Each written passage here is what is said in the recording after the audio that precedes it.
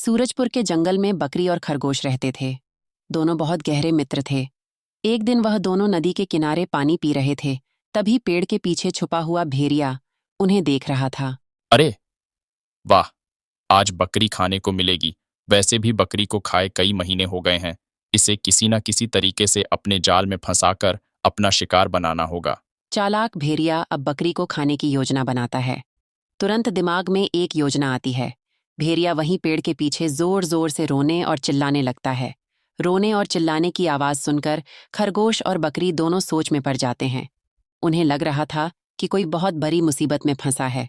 यही सोचकर दोनों वहां आसपास देखते हैं तो उन्हें पेड़ के पीछे भेड़िया नजर आता है।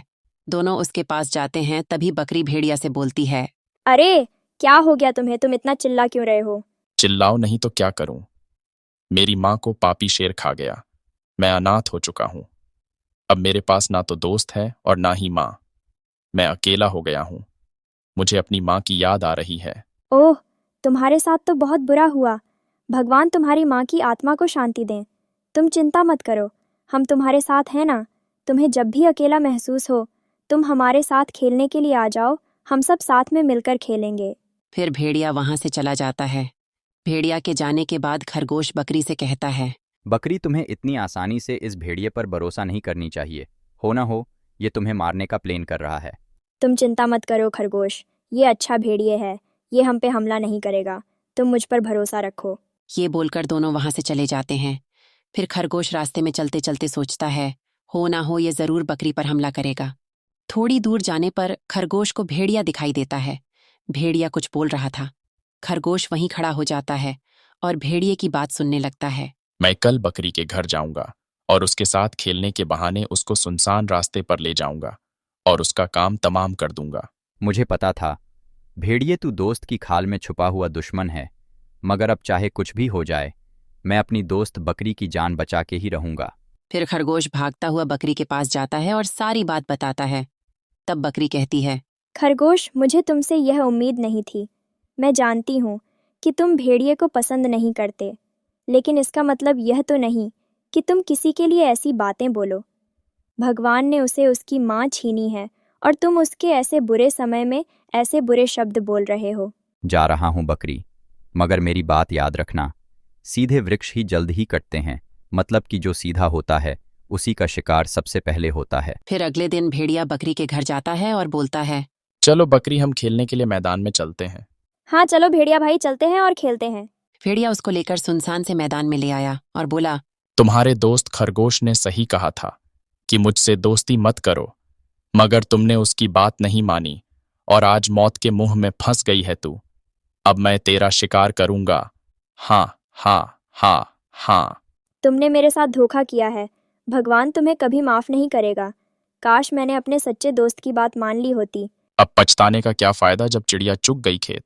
बकरी बचने के लिए जोर जोर से चिल्लाने लगती है, बचाओ बचाओ खरगोश, तुम कहाँ पर हो? बचाओ खरगोश।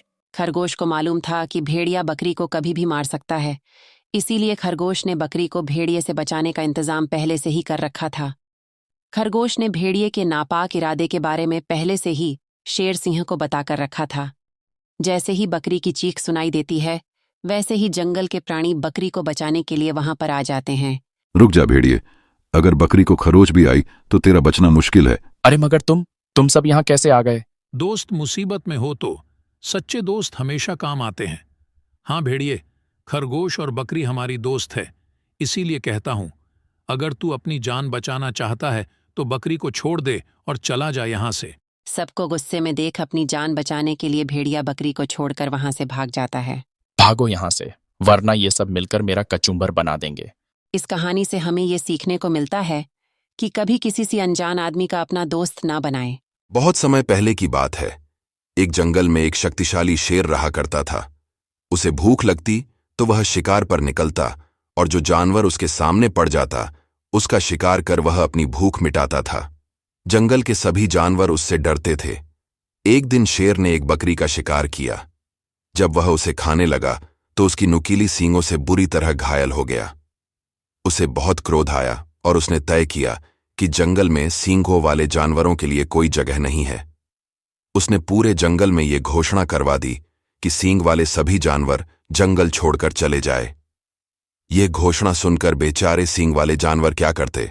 सब में शेर का भय था, इसलिए जंगल छोड़कर जाने की तैयारी करने लगे। उस जंगल में एक खरगोश भी रहता था। जब उसने भी शेर की घोषणा सुनी तो डर के मारे सारी रात सो नहीं पाया। अगली सुबह सींग वाले सभी जानवर जंगल से जाने लगे। उनमें से कई खरगोश के मित्र भी थे। खरगोश आखिरी बार अपने मित्रों से मिलने गया। जब वह उनसे मिलकर वापस लौटने लगा तो उसे धूप में अपनी परछाई दिखाई पड़ी। परछाई में जब उसने अपनी लंबे कानों को देखा तो डर गया। उसने सोचा कि कहीं मेरे लंबे कानों को शेर सींग न समझ ले। यदि उसके ऐसा समझ लिया तो फिर चाहे मैं उसे कितना ही क्यों न समझाऊं, वह मेरी बात नहीं मानेगा। बेमौत मरने से अच्छा है कि मैं भी जंगल छोड़कर चला जाऊं। उसके बाद बिना देर किए उसने भी जंगल छोड़ दिया। इस कहानी से हमें ये सीख मिलती है, समझदारी इसी में है कि अपने शत्रुओं को ऐसा कोई अवसर न दिया जाए कि वह आप पर या आपकी प्रतिष्ठा पर आघात कर सके। एक जंगल में एक कौवा और हिरण रहते थे। दोनों में अच्छी मित्रता थी। अक्सर दोनों साथ रहते और मुसीबत के समय एक दूसरे का साथ देते। हिरण हट्टा कट्ठा और मांसल था। जंगल के कई जानवरों उसके मांस का भक्षण करने लालायित रहा करते थे, किंतु जब भी वे हिरण के निकट आने का प्रयास करते, कौवा हिरण को चौकन्ना कर देता और हिरण कुंचाले भरता हुआ भाग खड़ा होता। जंगल में रहने वाली एक लोमड़ी भी हिरण के मांस का स्वाद लेना चाहती थी, लेकिन कौवे के रहते ये संभव न था। एक दिन उसने सोचा, क्यों ना हिरण से मित्रता कर उसका विश्वास प्राप्त कर लूं, फिर किसी दिन अवसर पाकर उसे दूर कहीं ले जाऊंगी और उसका काम तमाम कर दूंगी, तब जी भरकर उसके मांस का भक्षण करूंगी। उस दिन के बाद से वह ऐसा अवसर तलाशने लगी जब हिरण अकेला हो और कौवा उसके आसपास न हो। एक दिन उस वह अवसर प्राप्त हो ही गया।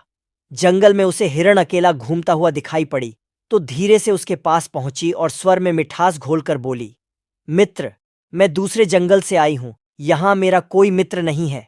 तुम मुझे भले लगे, क्या तुम मुझसे मित्रता करोगे? मैं तुम्हें जंगल के उस पार के हरे भरे खेतों में ले चलूंगी, वहां तुम पेट भरकर हरी घास चरना। हिरण लोमड़ी की मीठी बातों में आ गया और उससे मित्रवत व्यवहार करने लगा।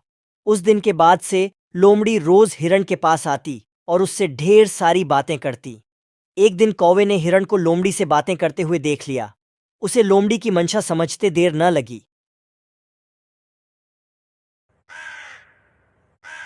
लोमड़ी के जाते ही वह हिरण के पास गया और उसे चेताते हुए बोला, मित्र, ये लोमड़ी दुष्ट है, इसकी मंशा तुम्हें मारकर खा जाने की है। प्राण बचाने हैं तो इससे दूरी बनाकर रखो। हिरण बोला, मित्र, हर किसी को शंका की दृष्टि से देखना उचित नहीं है। विश्वास करो, वह शत्रु नहीं, मित्र है। उसके द्वारा मुझे हानि पहुंचाने का प्रश्न ही नहीं उठता। तुम निश्चिंत रहो। हिरण का उत्तर सुनकर कौवा चला गया, किंतु उसे लोमड़ी पर तनिक भी विश्वास नहीं था। वह दूर से हिरण पर नजर रखने लगा। एक दिन लोमड़ी ने देखा कि मक्के के एक खेत में उसके मालिक ने मक्का चोर को पकड़ने के लिए जाल बिछाकर रखा है। हिरण को फंसाने का यह एक सुअवसर था। तुरंत हिरण के पास गई और बोली, मित्र, आज मैं तुम्हें मक्के के खेत में ले चलता हूं। हिरण सहर्ष तैयार हो गया। दोनों जंगल के पास स्थित मक्के के खेत में पहुंचे, किंतु खेत में प्रवेश करते ही हिरण खेत के मालिक द्वारा बिछाए जाल में फंस गया। उसने निकलने का बहुत प्रयास किया, किंतु सफल नहीं हो सका।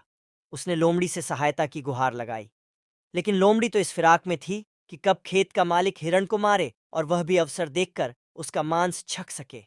उसने हिरण को उत्तर दिया, इतने मजबूत जाल को काटना मेरे बस की बात कहाँ।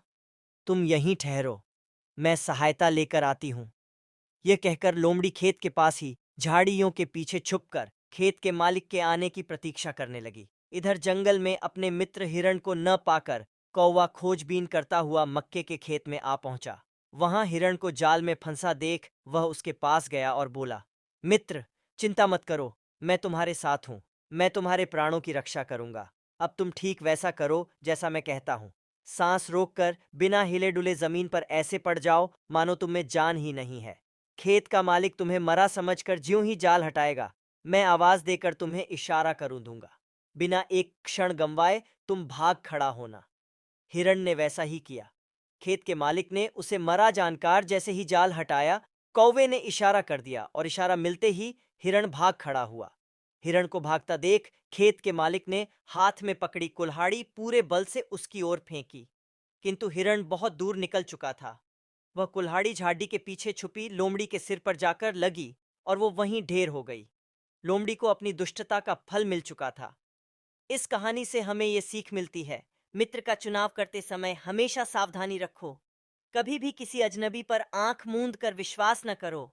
जंगल की एक गुफा में शेर शेरनी का जोड़ा रहता था। उनके 2 बच्चे थे।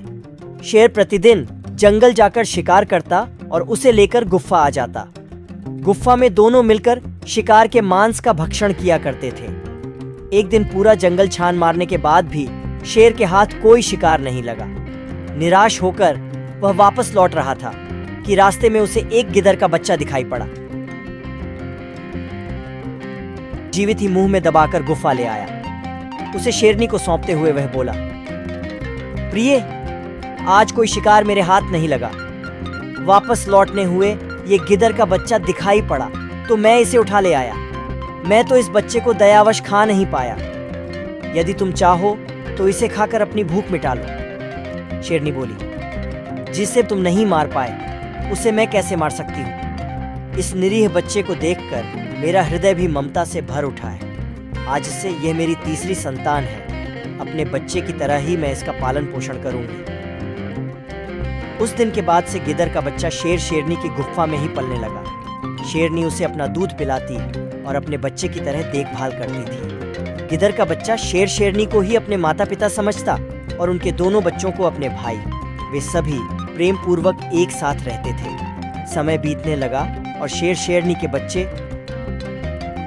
एक दिन वे तीनों जंगल में खेल रहे थे कि एक मद मस्त हाथी आ गया। हाथी को देखते ही शेर के दोनों बच्चे गुर्राते हुए उसकी ओर लपके, किंतु गिदर का बच्चा डर गया। उसने शेर के दोनों बच्चों को समझाया, बंधुओं, हाथी हमारा शत्रु है और बहुत बलशाली है। हम उसका सामना करने में सक्षम नहीं हैं, इसलिए हमें उससे दूरी बनाकर रखनी चाहिए, अन्यथा जान से हाथ धोना पड़ जाएगा। आओ भाग चले। शेर के बच्चे उसकी बात मानकर गुफा चले आए। वहां उन्होंने शेरनी को जंगल की घटना के बारे में बताया कि कैसे हाथी को देखकर गिदर का बच्चा डर गया और कायरता दिखाते हुए हम दोनों को भी भागने को विवश कर दिया। वे दोनों मिलकर गिदर के बच्चे का उपहास करने लगे। अपना उपहास गिदर के बच्चे से सहन नहीं हुआ और वह क्रोधित होकर शेर के बच्चों को भला बुरा कहकर लड़ने लगा। शेरनी बीच बचाव करते हुए गिदर के बच्चे को समझाने लगी, ये दोनों तेरे बंधु हैं, इनकी बातों का बुरा मत मान और लड़ाई बंद कर प्रेम से रह। किंतु गिदर का बच्चा तैश में था। वह बोला, ये सदा मेरा उपहास करते हैं। बताओ, मैं इनसे किस मामले में कम हूँ?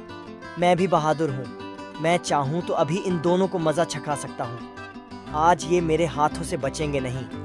गिदर की बातें सुनकर शेरनी समझ गई कि अब उसे वास्तविकता बताने का समय आ गया है। वह बोली, पुत्र, मेरी बात ध्यान से सुन। तुम बहादुरी में किसी से कम नहीं हो, किंतु जिस कुल में तुम्हां जन्मे हो वहां हाथी से शत्रुता मोल नहीं ली जाती। वास्तव में तुम गिदर हो। मैंने तुम्हें अपना दूध पिलाकर अपने बच्चे की तरह पाला है, लेकिन गिदर होने के कारण तुम में गिदर के ही गुण हैं। अब तुम्हारा भला इसी में है कि तुम अपने कुल में जाकर मिल जाओ।